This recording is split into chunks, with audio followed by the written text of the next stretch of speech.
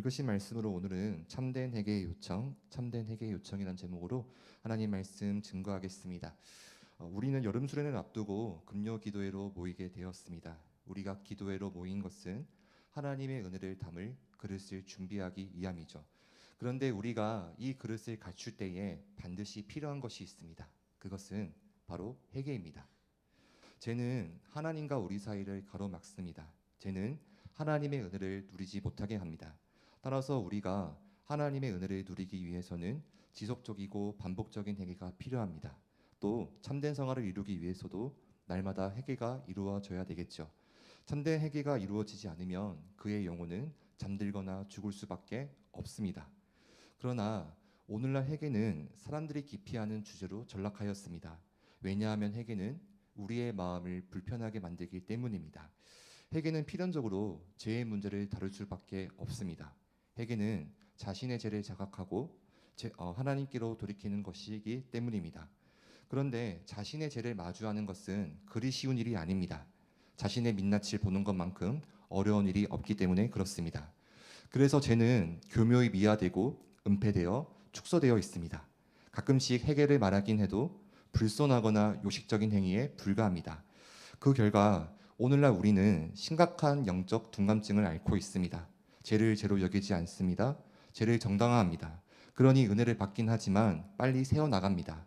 다양한 훈련을 받고 나름 열심히 신앙생활을 하지만 제 자리를 맴돕니다. 허공을 치는 것 같은 공허함이 만연합니다. 우리가 이러한 영적 위기에서 벗어나기 위해서는 참된 회개를 이루어야 합니다. 온갖 방법론이나 새로운 기법으로는 이러한 영적 위기에서 탈출할 수 없습니다. 근원적인 해결책은 기본에서 출발해야 합니다. 죄에 대한 깊은 각성과 함께 그리스도의 십자가 앞에 자신을 정직하게 세우는 것이 회복의 길입니다. 자신의 더러운 죄를 끌어안고 십자가를 통과하지 않으면 온전한 회복은 없습니다. 죄에 대한 깊은 신음에서 복음을 경험해야 됩니다. 그래야 우리가 살 수 있습니다. 그렇다면 이처럼 중요한 회개에 대해서 성경은 과연 무엇이라고 말씀하고 있을까요? 오늘 우리가 함께 살펴볼 요에서는 바로 이 회개에 대해서 하나님의 간절한 초청과 회복의 약속을 담고 있습니다. 앞서 하나님께서는 유다 백성들에게 놀라운 은혜를 준비하고 계셨습니다. 그러나 유다 백성들은 그 은혜를 받을 준비가 되어 있질 않았죠. 그뿐 아니라 하나님께서 은혜를 주실 때에도 그 은혜가 어디에서 오는지 깨닫지 못했습니다. 오히려 우상을 찾아가 고마워했습니다. 그래서 하나님께서는 요엘 선지자를 통하여서 반복적으로 재난이 닥칠 것을 경고하였습니다. 팥종이가 남긴 것을 메뚜기가 먹고 메뚜기가 남긴 것을 느치가 먹으며 느치가 먹고 남긴 것을 황충이 먹을 것입니다. 그걸로 끝이 아닙니다. 엄청난 가뭄이 찾아와 짐승들조차 먹을 물이 없어 죽어갈 것입니다. 그것으로 끝이 아닙니다. 들불이 일어나 남아있는 모든 것을 모두 태워버릴 것입니다. 그것마저 끝이 아닙니다. 무시무시한 군사들이 쳐들어오려고 산 너머에 대기하고 있습니다. 그렇다면 하나님께서 이 모든 것을 생생한 장면으로 우리에게 보여주시는 것은 무엇일까요? 지금 가고 있는 길로 계속 가면 절대 못 살아남는다는 것, 돌이키지 않으면 살 수 없다는 것을 우리에게 가르쳐 주기 위함입니다. 요엘 선지자는 지금 이대로 가면 무서운 결과가 찾아온다는 것을 실감시키기 위해서 앞으로 닥칠 재앙을 생생한 장면으로 보여주고 있습니다. 더 이상 고집 부리지 말고 아직 메뚜기가 오지 않았을 때, 가뭄과 들불이 오지 않았을 때 길을 바꾸라고 경고합니다. 한시라도 빨리 정신 차리고 결단을 내릴 것을 촉구하고 있습니다. 즉, 지금 요엘 선지자는 망해가고 있는 유다 백성들을 향하여 참된 회개를 요청하고 있는 것입니다. 그렇다면 참된 회개라고 하는 것은 과연 무엇일까요? 또 우리는 어떻게 온전한 회개를 이룰 수가 있을까요? 오늘 우리는 이 본문의 말씀을 통하여서 회개라는 것이 무엇이고 회개는 어떻게 해야 하고 또 회개하는 자들에 대한 하나님의 반응이 어떠한지를 이 세 가지의 측면을 함께 살펴보길 원합니다. 먼저 회개가 무엇인지 살펴보겠습니다. 요엘은 유다 백성들에게 회개가 무엇인지 이렇게 설명하고 있습니다. 오늘 본문 12절입니다. 12절의 말씀을 여러분이 읽어볼까요? 12절의 말씀입니다. 시작.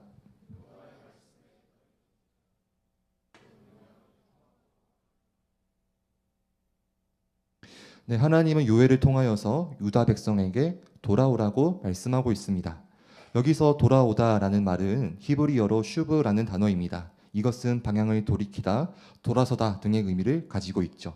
따라서 회개라고 하는 것은 기본적으로 돌아서는 것을 의미합니다. 특별히 자신이 지금 걸어가고 있는 그 길이 잘못되었다고 하는 것을 깨닫고 다시 하나님께로 돌이키는 것을 회개라고 부릅니다. 그런데 이때 우리가 눈여겨볼 대목이 있습니다. 그것은 12절 말씀을 다시 보시면 하나님은 돌아오라고 하셨는데 그냥 돌아오라 하지 않고 그 앞에 무슨 말을 덧붙이십니까? 마음을 다하여, 마음을 다하여 돌이키라라고 말씀하고 있습니다. 여기서 마음이라고 하는 단어는 히브리어로 레바브라는 단어입니다. 그리고 이 단어는 우리 마음뿐만이 아니라 인간의 영혼을 가리키기도 합니다. 왜냐하면 마음이라고 하는 것은 인간 영혼을 담고 있는 영혼의 자소이기 때문에 그렇습니다. 그래서 마음은 영혼뿐만이 아니라 인간 내면의 정신적인 작용을 담당하는 지, 정, 의를 담고 있습니다. 따라서 인간이 하나님과 교제할 때에는 반드시 이 마음을 통하여서 하나님과 교제할 수 있습니다. 마음은 하나님과 접촉하여 교제할 수 있는 통로입니다. 한마디로 인간의 마음이라고 하는 것은 인간의 전인격을 가리켜도 무방하다라고 보셔도 됩니다.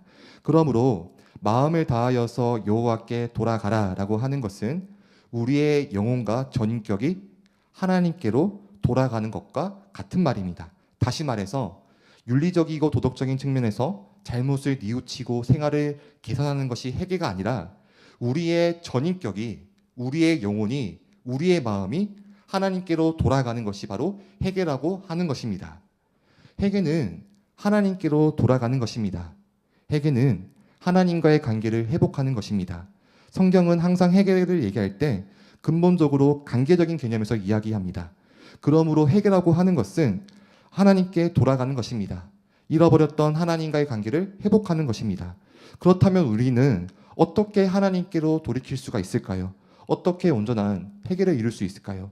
그것은 본문 13절과 14절을 통해 알 수 있습니다. 본문 13절과 14절의 말씀을 역시 여러분이 읽어보시면 좋겠습니다. 읽어보겠습니다. 시작.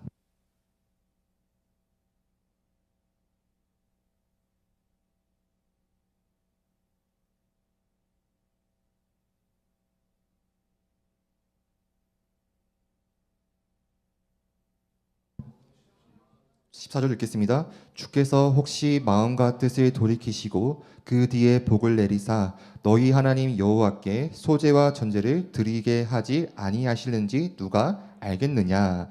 요엘은 회개를 촉구한 이후에 하나님의 성품에 대해서 이야기합니다. 하나님은 은혜롭고 자비로우시고 노하기를 더디하시고 인애가 크시다라고 말하고 있죠. 특별히 여기서 인애라고 하는 것은 우리가 잘 알고 있는 히브리어 헤세드라는 단어입니다. 헤세드가 무엇입니까? 언약에 기초한 하나님의 사랑, 그리고 그 언약을 성실히 이루어 가시는 하나님의 신실하심을 의미하지요. 지금 유다 백성들은 하나님을 배반하였습니다. 우상 숭배로 영적 간음죄를 저질렀고 하나님을 멀리 떠나버렸어요. 그런데 하나님은 그들에게 돌아오라고 말씀하고 있습니다. 왜 그럴까요? 유다는 하나님과 언약을 맺은 언약 백성이기 때문에, 비록 지금 그들은 하나님을 떠났고 영적으로는 완전히 초토화가 되어 있지만 여전히 그들은 하나님과 언약을 맺고 있는 언약 백성들이기 때문에, 하나님은 그 언약을 기억하고 있기 때문에 하나님은 그 언약에 기초하여서 당신의 백성에게 은혜와 자비와 긍휼을 베풀고 계시는 겁니다. 그래서 유다 백성들에게는 희망이 있습니다. 하나님과 그들을 묶어두는 언약이 있기 때문에, 그 언약을 성실히 수행하시는 하나님의 사랑이 있기 때문에 그들은 하나님께로 돌아갈 수 있는 것입니다. 앞서 하나님은 요엘을 통하여서 대재앙을 경고하셨습니다. 유다가 돌이키지 않으면 분명히 그 재앙은 유다 전역에 내리고 말 것입니다. 그런데 재앙을 내리는 것이 하나님의 본심일까요? 아닙니다. 하나님은 그들이 돌아오면 뜻을 돌이켜 재앙을 내리지 않겠다라고 말씀하십니다. 이것이 하나님의 본심입니다. 예를 들어 보겠습니다. 저는 어릴 때 부모님의 속을 굉장히 많이 썩히는 사람이었습니다. 특별히 중고등학교 시절 때에는 그 정도가 매우 심해졌죠. 근데 그때 당시에 부모님과 자주 부딪혔던 갈등의 주제는 바로 기가 시간 문제였습니다. 부모님은 당연히 제가 밖에 오랫동안 있으면 친구들과 재짓고 다니니 빨리 들어오라고 하셨고, 저는 당연히 부모님의 요청을 거부했었죠. 그런데 제가 약속한 기가 시간에 들어가지 않으면은 어김없이 아버님으로부터 전화가 옵니다. 처음에는 좋은 말로 나직한 목소리로 이렇게 얘기합니다. 좋은 말 할 때 들어오너라. 그리고 나서 제가 그 연락을 잘 따를까요? 안 따를까요? 안 따르죠. 안 따르면은 점점 아버님의 데시벨은 올라가게 되어 있습니다. 그리고 마지막에는 고성이 오가면서 무엇이라고 얘기합니까? 죽고 싶냐라고 살벌한 경고를 날립니다. 자, 그럼 여기서 문제입니다. 그럼 아버님은 제가 진짜 죽기를 바라는 마음에서 죽음에 대한 경고를 날리고 있을까요? 아니죠. 아버님의 본심이 뭡니까? 너가 빨리 돌아오라. 너가 빨리 돌아와서 너에게 닥칠 할을 빨리 피하라. 라는 것이 아버님의 본심이죠. 마찬가지로 지금 하나님께서 재앙을 내리시겠다고 거듭해서 경고하고 있는 것은 진짜 재앙을 내리시기 위함이 아닙니다. 오히려 그 경고를 들은 백성들이 돌아오는 것, 그들이 하나님께로 돌아와 재앙을 피하고 은혜와 복을 누리는 것이 하나님의 본심입니다. 그들이 돌이켜 살아나는 것이 하나님의 본 마음이에요. 이렇게 우리가 하나님의 마음을 알게 되면은 비로소 우리 마음은 그때부터 움직여집니다. 아, 내가 주님을 멀리 떠나 있었구나. 주님은 내가 돌아오기를 바라고 계셨구나. 주님은 내가 망하기를 바라지 않으시고 다시 주님께로 돌아와 다시 살아나기를 바라고 계시구나 라는 마음이 들 때 우리 안에서는 진정한 회개가 시작이 되는 겁니다. 그동안 자신의 죄가 얼마나 하나님의 마음을 아프게 했는지, 그럼에도 불구하고 여전히 날 사랑하시고 포기하지 않으시는 하나님의 사랑을 알게 되면, 하나님의 본심을 알게 되면 우리는 비로소 그때 하나님께로 돌아갈 수 있는 것입니다. 하나님의 마음을 알게 될 때 우리가 참된 얘기를 이룰 수가 있다라고 하는 것입니다. 위협과 경고는 결코 우리 마음을 움직일 수 없습니다. 율법은 죄를 밝히고 고발하며 정죄합니다. 하지만 율법은 우리 마음을 움직일 수 없습니다. 설령 우리가 율법의 위험을 받아서 형벌을 피하기 위해서 외형적으로 우리의 삶을 개선했다고 치더라도 그것이 어떻게 해결하고 부를 수가 있겠습니까? 겉으로만 이루어지는 것은, 삶을 조금이나마 개선시키는 것은 해결가 아닙니다. 해결하고 하는 것은 우리의 전인격을 하나님께로 돌이키는 것, 우리의 삶의 방향을 하나님께로 나아가게 하는 것, 그것이 참된 해결이라고 하는 것을 오늘 우리에게 알려주고 있습니다. 우리가 진정으로 해결을 이루기 위해서는 하나님의 성품과 본심이 무엇인지 알아야 합니다. 하나님의 시선으로 나를 바라볼 수 있어야 합니다. 주님을 멀리 떠나 유리하고 방황하는 나를 안타깝게 여기시는 주님의 마음, 죄 가운데 빠져 주님의 마음을 아프게 하고 교만으로 주님의 마음을 외면하는 우리의 모습을 바라보시며 애통해 하시는 그 마음을 알게 될 때 비로소 우리는 하나님 앞에 자신이 얼마나 큰 죄인인지를 깨닫게 되고 다시 하나님께 돌아가기로 결단하는 회개가 일어나게 되는 것입니다. 사랑하는 여러분, 하나님은 우리를 사랑하십니다. 우리는 하나님을 떠났고 하나님을 잊어버린 채 살아갈지 모르겠지만 그분은 언제나 우리를 사랑하고 계시고 안타까운 시선에서 우리를 바라보고 계십니다. 우리가 멸망의 길에서 돌이켜 다시 돌아오기를, 주님께로 돌이키기를 간절히 바라고 계십니다. 그런 주님의 마음을 알게 되기를 소망합니다. 오늘 영안이 열려서 주님의 시선으로 나를 바라보고 그 시선을 통하여서 아버지의 마음이 어떠한지를 진정으로 깨닫게 되길 소망합니다. 하나님의 마음을 깨닫고 그분의 시선으로 우리 자신을 바라보아서 참된 해결을 이룰 수 있는, 참된 해결의 시작을 이룰 수 있는 저와 여러분이 되시기를 주님의 이름으로 축원합니다. 자, 둘째로 참된 해결의 실천이 무엇인지 살펴보겠습니다. 우리는 어떻게 구체적으로 해결을 실천할 수 있을까요? 그것을 오늘 본문 15절에서 나와 있습니다. 오늘 본문 15절 말씀을 읽어보겠습니다. 시작.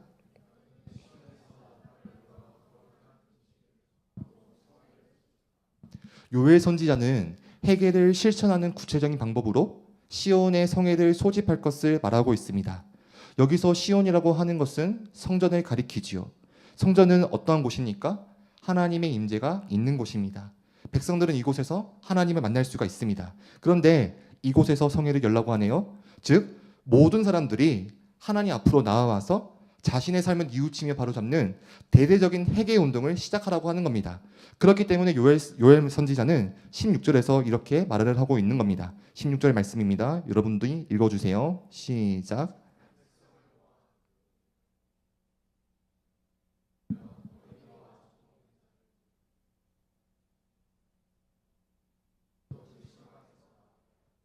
예, 이 회개 운동은 특정 계급이나 연령층에서만 진행되는 것이 아닙니다. 여기에는 남녀노소 할 것 없이 모든 사람이 다 참여해야 합니다. 또 율법에 따라서 1년간 모든 의무에서 자유로운 신랑 신부들까지도 이번만큼은 골방에서 나와야 합니다. 왜 그럴까요? 회개는 개인이 해도 충분하지 않습니까? 그런데 왜 요엘은 공동체로 모여서 회개 운동을 펼치라고 말하고 있을까요? 지금 유다가 회개해야 될 죄는 유다 전체에 보편적으로 퍼져 있는 죄입니다. 한두 사람이 죄에 빠졌을 때에는 그들만 징계하고 책망하면 됩니다. 그들만 돌이키면 돼요. 그러나 죄는 전염성이 있기 때문에 한 사람의 타락은 결국 공동체의 타락을 가지고 옵니다. 그럴 때에는 전체가 모인 가운데 무엇이 죄이고 자신들의 삶이 전체적으로 얼마나 하나님으로부터 멀어져 있었는지, 하나님을 떠나 있었는지 모두가 알고 회개해야 합니다. 여기서 우리는 회개를 실천하는 것에 대해서 단초를 발견할 수가 있습니다. 회개는 개별성뿐만이 아니라 공동체성을 지니고 있습니다. 왜냐하면 우리는 그리스도 안에서 한 몸을 이루고 있기 때문에 그렇습니다. 우리가 수련회 때 본격적으로 살펴보겠지만 복음이라고 하는 것은 개인의 구원뿐만이 아니라 공동체적인 구원을 담고 있습니다. 본래 인류는 한 가족으로 창조가 되었죠. 그리고 이 한 가족으로 창조가 된 목적이 무엇입니까? 하나님을 사랑하고 서로가 사랑하여서 하나님의 사랑이 어떠한지를 나타내기 위함이었죠. 그런데 죄가 들어오게 됨으로써 그 관계가 깨어지게 되었습니다. 수직적으로는 하나님과의 관계가 깨어지게 되었고 수평적으로는 그 이웃과의 관계가 완전히 깨지게 되었습니다. 그런데 그리스도가 오심을 통하여서 하나님과의 관계가 회복됩니다. 그리고 또 우리 모두도 그리스도 안에 부름을 받아서 그리스도의 몸을 이루는 지체들로서 우리가 한 가족, 한 공동체, 새로운 인류라고 하는 것을 우리가 새로운 정체성을 부여를 받게 되죠. 그러면서 우리에게 또 주어진 정체성이 무엇입니까? 하나의 하늘 가족. 우리는 한 몸이라고 하는 것이 계속해서 등장하는 이유가 여기에 있습니다. 그래서 성경은 교회를 가리켜 말할 때 종종 그리스도의 몸으로 하나님의 권속으로 부르고 있습니다. 그러므로 복음이라고 하는 것은 기본적으로 개별성뿐만이 아니라 공동체성을 가지고 있습니다. 그래서 회개는 개별적인 것을 넘어서 공동체적인 성격을 띠고 있는 것입니다. 실제로 교회사를 보면은 중요한 부흥의 변곡점마다 공동체적인 회개가 있었습니다. 실례로 우리가 잘 알고 있는 미국의 대각성 운동도 사실은 한 개인의 회개에서 대규모의 회개로 번져나간 결과물입니다. 또 멀리 볼 것도 없이 우리의 초대 교회사, 그러니까 초기 한국 교회사를 돌아보게 되면은 그 유명한 원산 대부흥 운동은 하디 선교사의 회개로부터 시작이 되었고, 또 우리가 알고 있는 평양 대부흥 운동은 길선주 장로의 회개로부터 이루어지게 되었죠. 무슨 말입니까? 우리에게 주어진 회개는 단순히 개별성을 넘어서 개인적인 회개를 넘어서 공동체적인 회개가 이루어져야 그것이 하나님께서 기뻐 받으시는 회개의 참된 모습이라고 하는 것을 우리에게 알려주고 있는 겁니다. 따라서 오늘 우리가 온전한 회개를 이루기 위해서는 개인의 회개뿐만이 아니라 공동체적인 회개가 있어야 합니다. 그렇게 회개하기를 원하시니 오늘 저와 여러분을 부르신 것이고 수련회라고 하는 그 은혜의 수단을 우리에게 허락하신 것이 아니겠습니까? 또 하필 많고 많은 주제 가운데 복음과 교회라고 하는 이 주제를 이번 수련회 가운데 다루게 하신 것이 결코 우연이겠습니까? 무슨 의미를 담고 있겠습니까? 우리 모두가 개인의 회개를 넘어서 공동체적으로 우리의 영적 현주소가 어떠한지, 또 우리가 하나님께로부터 얼마나 멀어져 있고 우리가 하나님께로 돌이키기 위해서는 우리가 어떻게 해야 되는지를 우리에게 살펴보기를 원하셔가지고 우리에게 이 모든 것들을 허락하신 것이 아니겠습니까? 그렇기 때문에 우리는 회개에 대해서 깊이 생각해 볼 필요가 있습니다. 여러분이 아시다시피 회개라고 하는 것은 복음을 통과하는 관문입니다. 또 복음을 영위하도록 하는 마중물과 같습니다. 회개 없는 복음은 없고 복음 없는 회개는 없습니다. 그러면 복음과 교회를 깊이 생각해 보기 이전에 당연히 회개부터 해야 하지 않겠습니까? 회개가 공동체적인 특성을 가지고 있다고 한다면 개인의 죄뿐만이 아니라 공동체적으로 우리의 죄에 대해서 통렬하게 회개해야 되지 않겠습니까? 그런데 이러한 공동체적인 회개는 다음과 같은 원리로 이루어진다라고 오늘 본문 17절에서 이렇게 얘기를 하고 있습니다. 오늘 본문 17절의 말씀입니다. 여러분이 읽어봐 주세요. 시작.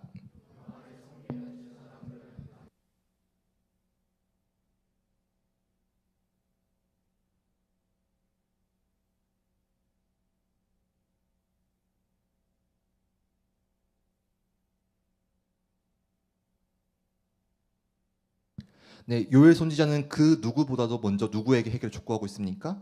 제사장 그룹들에게 해결을 촉구하고 있죠. 왜 제사장들이 먼저 해결을 해야 될까요?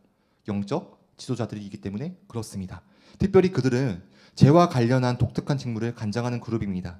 그들은 백성들에게 말씀을 토대로 죄에 대한 실체를 잘 가르쳐야 됐고 죄의 문제를 잘 해결하여서 그들이 하나님과 올바른 관계를 맺도록 하는 사명이 주어져 있었죠. 그런데 지금 유다 백성들은 죄악 가운데 빠져 있습니다. 그렇다고 한다면 제사장들이 직무를 잘 수행했습니까? 못했습니까?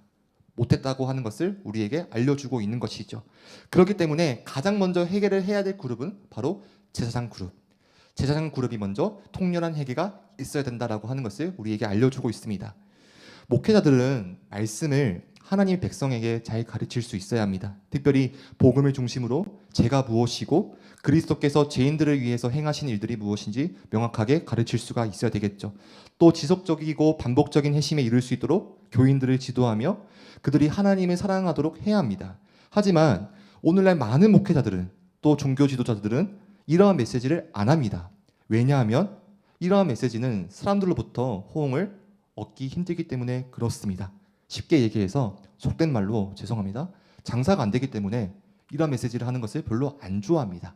왜? 성도들도 그런 메시지를 듣는 것을 별로 안 좋아하니까요. 그 결과 어떤 결과가 나왔습니까? 오늘날 목회자들은 죄를 죄라고 말하지 않습니다. 하나님의 사랑을 말하지만 공의에 대해서 말하지 않고 복음을 어떻게 설명하고 있습니까? 기복주의적으로 이해하고 선포하고 많은 사람들을 현혹하고 있죠.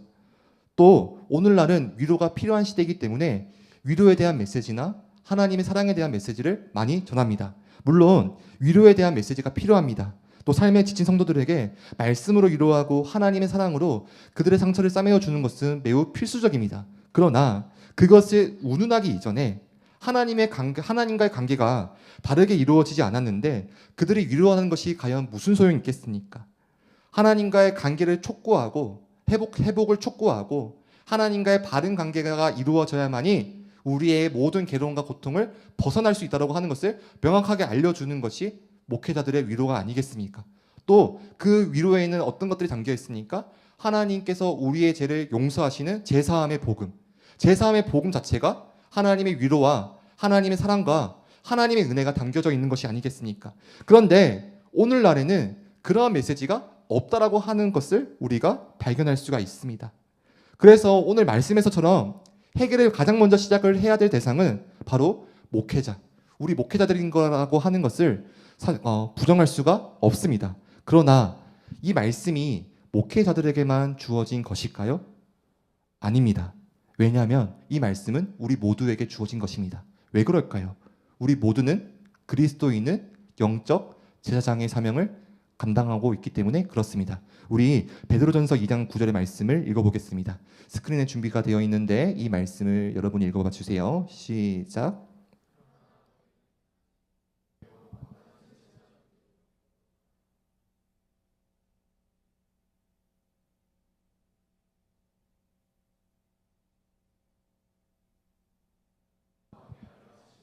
네, 우리는 왕 같은 제사장으로 부름을 받았습니다.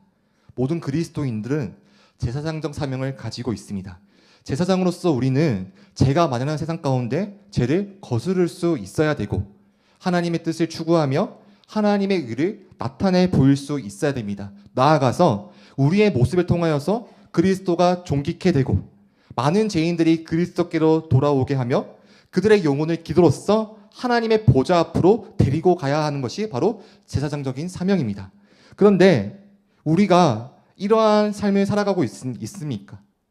영적 제사장으로서 정말 우리가 그리스도의 복음을 살아내고 있으며 그 복음을 우리의 삶을 통하여 나타내고 있으며 그 복음을 온전히 증거하고 있습니까? 만약 우리가 그러한 삶을 살아가지 못한다면 오늘 또한 우리 역시 이 회개의 대상에 포함이 되어 있다고 하는 겁니다. 다른 사람의 죄가 아닙니다. 다른 사람의 누구의 잘못이 아닙니다. 우리 모두의 책임이고 우리 모두의 죄입니다. 오늘날 한국교회를 보십시오. 한국교회는 이러한 정체성을 잃어버린 채 살아가고 있습니다. 거룩한 제사장으로서 빛을 발하고 세상을 섬기며 삶에 지친 영혼들을 그리스도께로 인도하지 못하고 있습니다. 따라서 이 시대에 회개가 필요한 것은 우리 모두입니다. 우리 모두가 철저히 자신의 죄를 자복하고 회개해야 됩니다. 나는 잘못이 없겠지, 저 사람만 잘못했겠지 라고 생각하는 것이 아니라 우리 모두가 복음을 살아내지 못했고 복음을 전하지 못했고 그리스도의 영광을 가린 죄인이라는 사실을 깨달으며 이 죄에 대해서 통렬하게 회개할 수 있어야 합니다. 그럼에도 우리가 회개하지 않는다면 무슨 일이 일어날까요? 오늘 17절에 나온 간구의 내용과는 반대가 되는 일들이 나타나게 될 겁니다. 주의 기업이 욕되게 되고 세상의 조롱거리가 되며 하나님의 영광을 짓밟히는 일들이 일어나게 될 겁니다. 쉽게 얘기해서 교회가 교회답지 못하면 그리스도의 영광을 잃어버리게 되면 우리가 회개하지 않으면 교회는 사람들로부터 손가락질을 받게 되고 세상의 질타의 대상이 되고 더 이상 교회는 세상 사람들로부터 조롱거리로 전락할 수밖에 없다라고 하는 겁니다. 그러므로 사랑하는 여러분, 오늘 우리는 회개해야 됩니다. 그러나 우리는 개별적인 회개를 넘어서 공동체적으로 함께 회개해야 됩니다. 누구의 잘못이 아니라 자신의 잘못이고 타인의 죄가 아니라 우리 모두의 죄입니다. 우리가 회개를 실천할 수 있는 유일한 방법은 공동체와 함께 뜻을 모으는 겁니다. 함께 죄에 대해서 통렬히 슬퍼하고 하나님께 돌아가야 됩니다. 하나님, 우리를 불쌍히 여겨 주시옵소서. 저들을 긍휼을 여겨 주시옵소서. 오늘 우리가 회개하는 마음으로 주님 앞에 섭니다. 우리의 모든 죄를 용서하여 주시고 우리를 회복시켜 주시옵소서. 그때 하나님은 우리의 회개를 기쁘게 받아주실 것이고 우리는 다시 그리스도의 십자가를 통과하게 될 줄 믿습니다. 개인의 회개를 넘어 공동체적으로 함께 애통해야 하며 참된 회개를 이루게 되기를 그리스도의 이름으로 축원합니다. 자, 그렇다면 회개하는 자들에게 하나님께서 어떻게 반응하실까요? 마지막으로 회개하는 자들이 받게 될 은혜를 살펴보겠습니다. 하나님은 회개하는 자들에게 먼저 다음과 같이 말씀하고 있습니다. 본문 18절입니다. 18절의 말씀을 여러분이 읽어봐 주세요. 시작.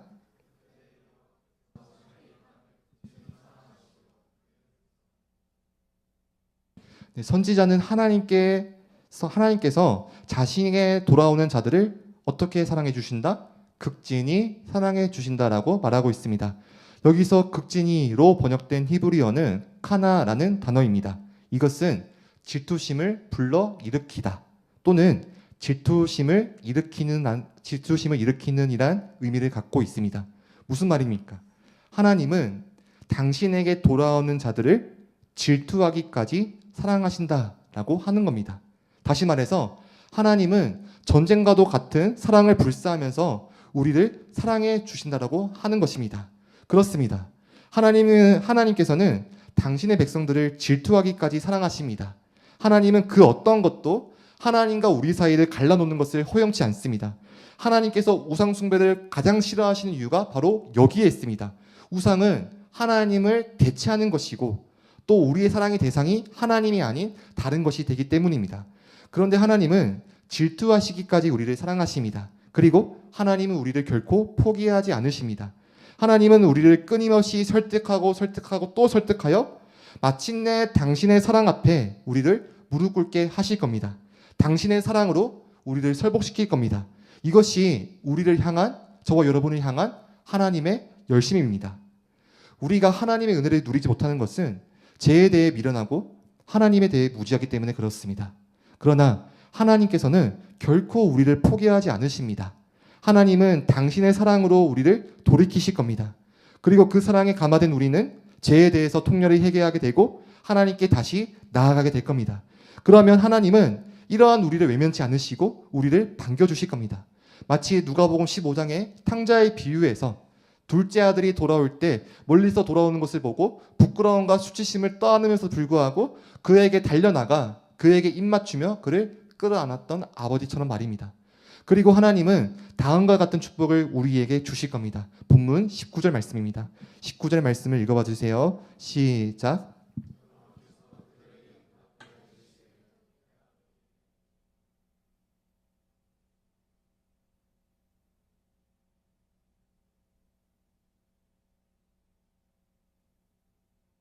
네, 하나님은 돌아온 자들에게 먼저 곡식과 새 포도주와 기름을 주신다라고 말씀합니다. 무슨 말입니까? 우리에게 하늘 자원과 지상의 자원을 적절하게 공급해 주셔서 우리의 필요를 채우시겠다라고 하는 겁니다. 그리고 우리를 만족해 하시겠다라고 하는 약속입니다. 우리에게 발생하는 모든 문제의 근원은 하나님과의 관계 문제입니다. 우리가 불행한 것은 자원의 결핍 때문도 아니고 상황과 환경 때문도 아닙니다. 하나님의 부재가 가장 근본적인 문제입니다. 우리 인생에 발생하는 모든 문제는 바로 여기서부터 비롯됩니다. 그러나 하나님과의 관계가 회복된다면 그 어떠한 것도 사실 우리에게는 문제가 되질 않습니다. 한번 생각해 보십시오. 여러분이 처음 주님 만났을 때, 처음 복음을 들었을 때, 처음 복음을 경험했을 때 여러분은 이 세상 그 어떤 누구보다도 가장 행복한 사람이었습니다. 여러분이 다른 사람들보다 많이 가져서도 아니고 또 여러분이 다른 사람들보다 좋은 환경, 좋은 배경을 가져서도 아닙니다. 그냥 주님이 우리와 함께 하시기 때문에 우리와 함께 하시는 주님 그 자체만으로 우리는 이 세상 그 어떤 누구보다도 행복해했고 그것으로 우리는 만족할 수가 있었습니다.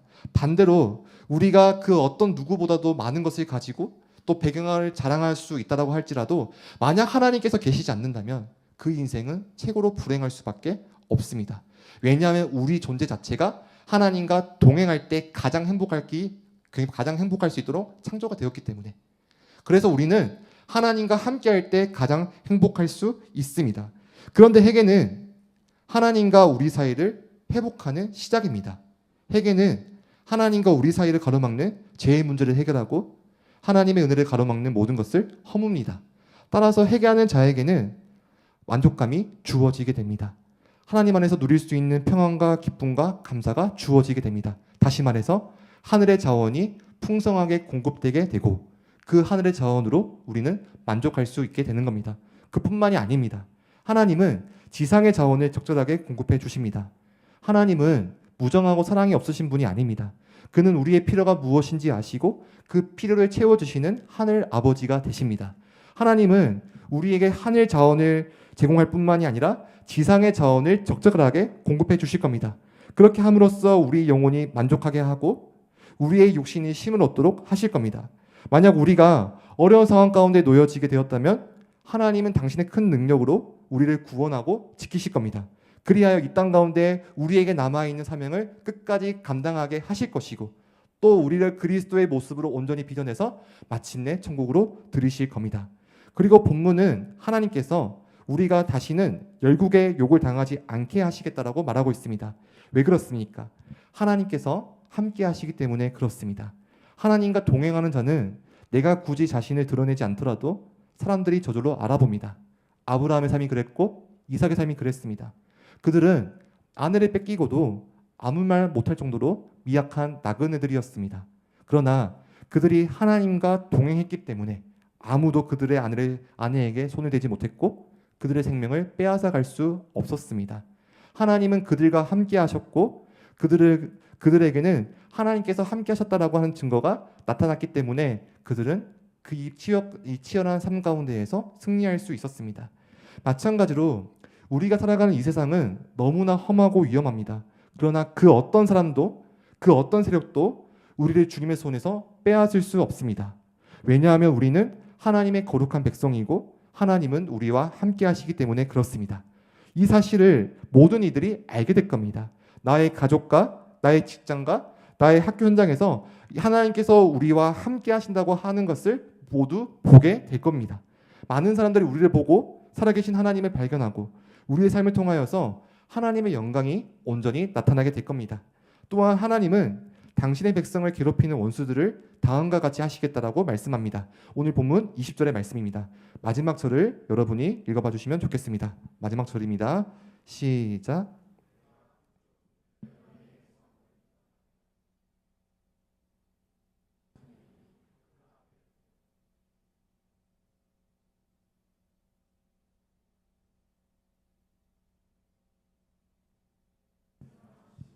네, 여기서 북편 군대라고 하는 것은 1차적으로 메뚜기 떼를 가리킵니다. 지금 유다 백성들을 공격하기 위해서 수억만 마리의 메뚜기가 준비되어 있죠. 그러나 유다 백성이 지금이라도 우상을 버리고 하나님께로 돌아오면은 이 메뚜기 떼의 전구는 동해로, 후구는 서해로 쓸어 넣을 겁니다. 그리고 그들이 완전히 썩어 악취를 풍기게 할 겁니다. 무슨 말입니까? 내 힘으로 어려움과 재앙을 해결하는 것이 아니라 하나님께서 친히 해결해 주시겠다라고 하는 것을 말씀하고 있는 겁니다. 마찬가지로 하나님은 우리에게 찾아오는 모든 위험과 어려움을 그분이 직접 해결해 주실 겁니다. 생각해 보십시오. 우리가 파리채 들고 메뚜기를 잡아봤자 얼마나 작겠습니까? 오늘로 치면은 그 러브버그가 지금 창궐하고 있죠? 우리가 파리채를 든다고 한들 그 러브버그를 다 때려잡을 수 있습니까? 불가능하죠. 우리의 능력과 우리의 수준은 한계가 있습니다. 그러나 하나님께서는 우리 인생 가운데 친히 개입하시겠다. 하나님께서 친히 개입하셔서 우리가 도무지 할 수 없는, 해결할 수 없는 어려움과 문제들을 당신이 직접 해결하시겠다라고 우리에게 알려주고 있는 겁니다. 그러면 메뚜기 떼가 죽어서 악취가 나 코를 찌르는 것과 같이 하나님께서는 우리 인생 가운데 모든 문제를 다 해결해 주셔서 그것을 우리의 피부로 느낄 수 있을 정도로, 그러니까 하나님의 능력을 우리의 눈이 목도할 수 있게 역사하시겠다라고 우리에게 얘기를 하고 있는 겁니다. 사랑하는 여러분, 하나님은 우리를 질투하기까지 사랑하시는 분입니다. 하나님은 오늘도 당신의 사랑으로 우리를 강권하시고 마침내 우리를 그 사랑에 설복시켜 우리가 하나님께로 돌아오게 하실 겁니다. 그리고 하늘 자원과 지상의 자원으로 무너진 우리의 삶을 회복시킬 것이고 우리 인생 가운데 친히 함께 하신다는 것을 만천하에 드러낼 겁니다. 오늘 우리가 주님께 돌아갈 때 주께서는 우리를 기쁘게 받아주시고 우리 인생에 새 일을 행하실 줄 믿습니다. 하나님께 돌아가 이 모든 은혜를 풍성히 누릴 수 있게 되기를 그리스도의 이름으로 축원합니다. 말씀을 맺겠습니다. 하나님께서는 오늘 우리에게 참된 회개를 요청하고 있습니다. 그리고 참된 회개를 요청하신 것은 단지 죄를 고백하게 하려는 데 목적에 있지 않습니다. 회개는 복음을 통과하는 문이기 때문에 그렇습니다. 회개의 완성은 그리스도께 있습니다. 우리가 하나님 앞에 나아가 전심으로 회개할 수 있는 것은 예수 그리스도께서 우리를 위하여 십자가에서 죽으셨기 때문에 그렇습니다. 그는 죄가 없으심에도 불구하고 죄인된 자리에서 하나님의 진노를 친히 담당하셨습니다. 그리고 그 십자가 위에서 철저히 버림받으심으로 우리를 하나님의 품으로 이끄셨습니다. 오늘 요엘이 선포한 회개의 초청은 결국 장차 오실 메시아의 십자가 사건으로 완성됩니다. 우리를 향한 하나님의 인애와 긍휼, 또 질투하기까지 우리를 사랑하시는 그 사랑이 십자가를 통하여 완전히 드러나게 된 겁니다. 하나님은 우리를 살리기 위해서 당신의 아들을 죽이셨습니다. 예수께서는 우리가 죽어 마땅한 자리에서 죽임을 당하셨습니다. 이 복음이 있기 때문에 우리는 하나님께 돌아갈 수 있습니다. 십자가의 능력이 있기 때문에 우리는 다시 하나님 앞으로 나아갈 수 있습니다. 사랑하는 열정의 가족 여러분, 참된 회개는 도덕적인 반성이 아니라 그리스도의 십자가 앞에 무릎을 꿇는 겁니다. 자신의 죄와 맞서 싸우고 매일 십자가 앞에 자신을 죽이며 주의 길을 따르는 것이 회개입니다. 이렇게 그리스도를 바라보며 날마다 회개하는 자만이 하나님 나라의 회복과 그 은혜를 풍성히 누릴 수 있는 겁니다. 우리가 수련회 때 은혜를 누리기 위해서는 우리가 하나님과의 관계가 회복되어야 합니다. 우리에게 회개가 없이 하나님과의 관계가 개선이 없이 어떻게 그 은혜를 우리가 누릴 수가 있겠습니까? 아무리 좋은 말씀, 좋은 강사, 좋은 메시지가 선포가 된다 할지라도 우리의 영혼이 하나님께 나아가지를 못하면 무슨 소용이 있겠습니까? 사실 하나님은 우리에게 언제나 은혜를 부어주길 원하십니다. 그 은혜를 부어주시고자 저와 여러분을 매주 주일마다 부르고 계신 것이고 또 공동체라고 하는 특성을 통하여서 또 모임을 통하여서 교육을 통하여서 저와 여러분을 끊임없이 부르고 있습니다. 그런데 우리가 그 은혜를 누리지 못하는 것은 다른 데 문제가 있는 것이 아닙니다. 바로 우리의 죄 문제. 다시 한번 말씀드리지만 하나님과 우리 사이를 가로막는 것은 다른 문제가 아닙니다.